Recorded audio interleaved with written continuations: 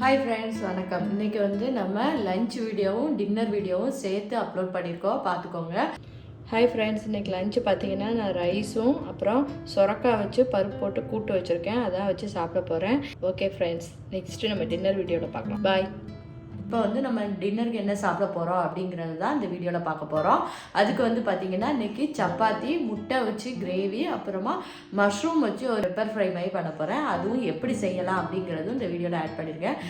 தொடர்ந்து பாருங்கள். உங்களுக்கு வந்து என்னோடய வீடியோஸ் எல்லாம் பிடிச்சிருந்துச்சுன்னா கண்டிப்பாக வந்து சப்ஸ்கிரைப் பண்ணுங்கள். பக்கத்தில் இருக்கிற பெல் ஐக்கானையும் கிளிக் பண்ண மறக்காதீங்க. ஒரு நாள் கழிச்சு எனக்கு வந்து வெயிட் எப்படி கம்மியாயிருக்கு அப்படிங்கிறத நான் என்னோடய வீடியோவில் வந்து காமிக்க போகிறேன். அதனால் நீங்கள் தொடர்ந்து கண்டினியூஸாக பாருங்கள். நான் இப்போ என்ன போட்டிருக்கேனோ அதை தான் சாப்பிட்டுட்ருக்கேன்.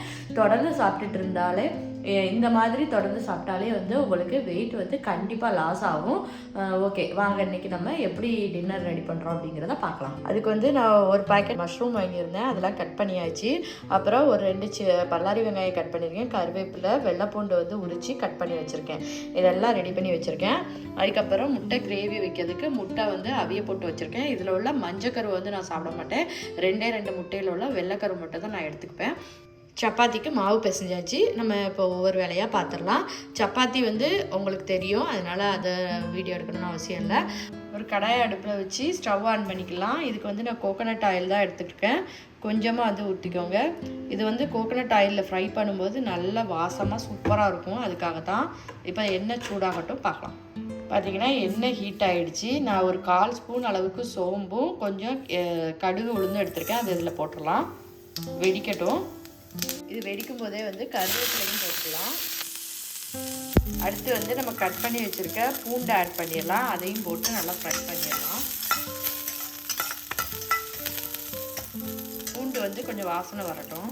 பூண்டு வந்து கொஞ்சம் ப்ரௌனாக ஆனதுக்கு அப்புறமா நம்ம எடுத்து வச்சுருக்க வெங்காயத்தை ஆட் பண்ணிடலாம். வெங்காயத்தையும் வந்து நல்லா வதக்கிக்கலாம். வெங்காயம் வந்து ஓரளவு வதங்கிடுச்சு. இப்போ நம்ம கழுவி கட் பண்ணி வச்சுருக்க மஷ்ரூம் ஆட் பண்ணிடலாம். இப்போ மஷ்ரூமை சேர்த்துட்டு நல்லா வதக்கி விட்டுடலாம். இப்போ மஷ்ரூம்க்கு வந்து நம்ம தண்ணிலாம் சேர்க்க தேவையில்லை, அதுலேயே தண்ணி விடும். அந்த தண்ணியிலேயே வதக்கி விட்டுருவோம். இப்போ மஷ்ரூம் வந்து சுருங்கட்டும். நம்ம அடுத்து என்ன செய்யலாங்கிறத பார்க்கலாம். பார்த்திங்கன்னா மஷ்ரூம் வந்து எவ்வளோ தண்ணி விட்டுருக்கு அப்படிங்கிறது உங்களுக்கே தெரியும். இதில் வந்து கொஞ்சம் சில்லி ஃப்ளேக்ஸ் ஆட் பண்ணிக்கோங்க. நம்ம இதில் பெப்பர் வேறு ஆட் பண்ண போகிறோம், அதனால் உங்கள் காரத்துக்கு ஏற்ற மாதிரி ஆட் பண்ணிக்கோங்க. அதுக்கப்புறம் கொஞ்சமாக மஞ்சள் தூள். இப்போ இதை நல்லா ஃப்ரை பண்ணி விட்டுடலாம். வந்து ஒரு 5 நிமிஷத்துக்கு நல்லா வேகட்டும், பார்க்கலாம். அடுத்து இதுக்கு தேவையான அளவு பிங்க் சால்ட் ஆட் பண்ணிக்கலாம். பார்த்திங்கன்னா தண்ணி எல்லாமே வத்த ஆரம்பிச்சிடுச்சு. அவ்வளோதான், இது நல்லா வெந்திருக்கும். இப்போ மஷ்ரூம் வந்து நல்லா வெந்துடுச்சு. இப்போ கொஞ்சமாக வந்து பெப்பர் தூள் ஆட் பண்ணிக்கலாம். ஆட் பண்ணி நல்லா வதக்கி விட்டுருங்க. அவ்வளோதான், நம்மளுக்கு சூப்பரான வந்து மஷ்ரூம் பெப்பர் ஃப்ரை வந்து ரெடி ஆயிடுச்சு. ஓகே, இப்போ அடுத்து வந்து நம்ம முட்டை குழம்பு வச்சிடலாம். இப்போ வந்து நம்ம அடுத்து முட்டை குழம்பு செய்ய போகிறோம். அதுக்கு வந்து கொஞ்சம் தேங்காய் பூ, 1 ஸ்பூன் அளவுக்கு பெருஞ்சீரகம், அப்புறம் ஒரு 5-6 முந்திரி, இதை போட்டு இப்போ நல்லா பேஸ்ட்டாக அரைச்சி வச்சுக்கலாம். இப்போ ஸ்டவ் ஆன் பண்ணி கடாயை அடுப்பில் வச்சு கொஞ்சம் எண்ணெய் விட்டாச்சு. எண்ணெய் காஞ்சதுக்கப்புறம் கடுகு உளுந்து கொஞ்சம் பெருஞ்சீரகம் போட்டு பொரிய விட்டுக்கலாம். இது பொரிஞ்ச உடனே இப்போ கருவேப்பிலையை ஆட் பண்ணிடலாம்.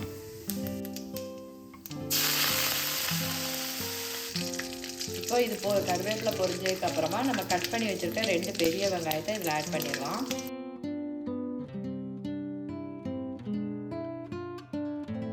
இப்போ இதை நல்லா வதக்கி விட்டுருவோம். கொஞ்சம் வெங்காயம் வதங்கட்டும். அடுத்து தக்காளி ஆட் பண்ணலாம்.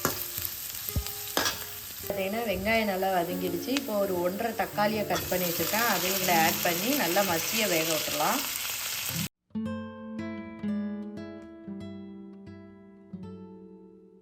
தக்காளி வேகிறதுக்காக கொஞ்சமாக வந்து நம்ம உப்பு ஆட் பண்ணிக்கலாம். இப்போ இது வேகும் போதே வந்து கொஞ்சமாக கொத்தமல்லி இலை, அப்புறம் கொஞ்சம் புதினா கட் பண்ணி வச்சுருக்கேன், அதையும் இதில் ஆட் பண்ணி நல்லா வதக்கி விட்டுலாம். இப்போ தக்காளி நல்லா வதங்கிடுச்சு. கொஞ்சம் மஞ்சள் தூள் ஆட் பண்ணி 1 ஸ்பூன் அளவுக்கு இஞ்சி பூண்டு பேஸ்ட் ஆட் பண்ணிக்கலாம். இதை 2 பச்சை வாசனை போகிற அளவுக்கு நல்லா வதக்கிக்கலாம். இப்போ இதில் 2 ஸ்பூன் அளவுக்கு மல்லித்தூள் ஆட் பண்ணிக்கலாம். அப்புறம் காரத்துக்கு ஏற்ற மாதிரி மிளகாய் தூள் ஆட் பண்ணிக்கலாம். நான் வந்து ஒரு 1.5 ஸ்பூன் ஆட் பண்ணிக்கிறேன். இப்போ இதை கொஞ்சம் லைட்டாக வதக்கி விட்டுட்டு கொஞ்சமாக தண்ணி ஊற்றி இதை வந்து கொதிக்க விட்டுக்குவோம்.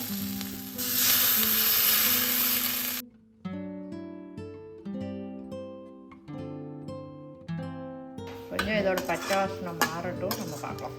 இப்போ இதில் 1 ஸ்பூன் அளவுக்கு தயிர் சேர்த்துக்கலாம். அதையும் சேர்த்து மிக்ஸ் பண்ணி விட்டுருங்க. இப்போ நம்ம அரைச்சி வச்சுருக்க தேங்காய் பேஸ்ட்டை இப்போ ஆட் பண்ண போகிறோம். ஒரு 2 நிமிஷம் கழிச்சு ஆட் பண்ணலாம். இப்போ நம்ம ஃபஸ்ட்டு அரைச்சி வச்சுருந்த தேங்காய் பேஸ்ட்டு அதையும் இதில் ஆட் பண்ணிடலாம்.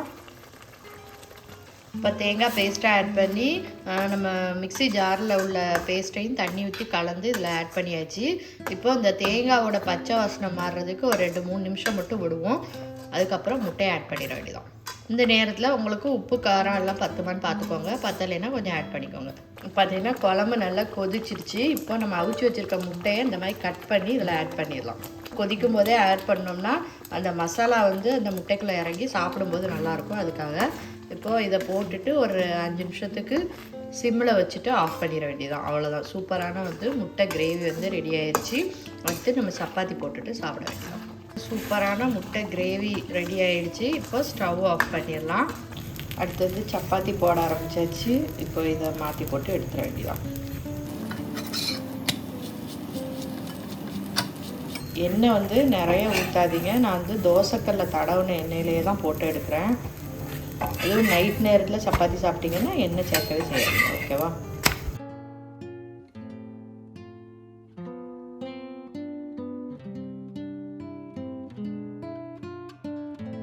சப்பாத்தி போட்டாச்சு. இப்போ இதை ஒரு பிளேட்டுக்கு மாற்றிடலாம்.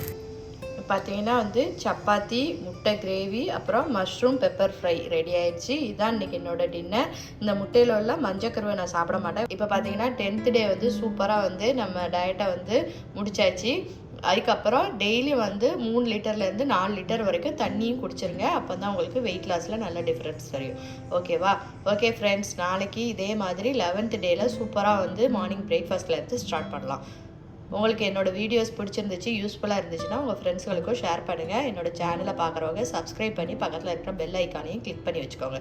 நெக்ஸ்ட் வீடியோவில் பார்க்கலாம். Good night.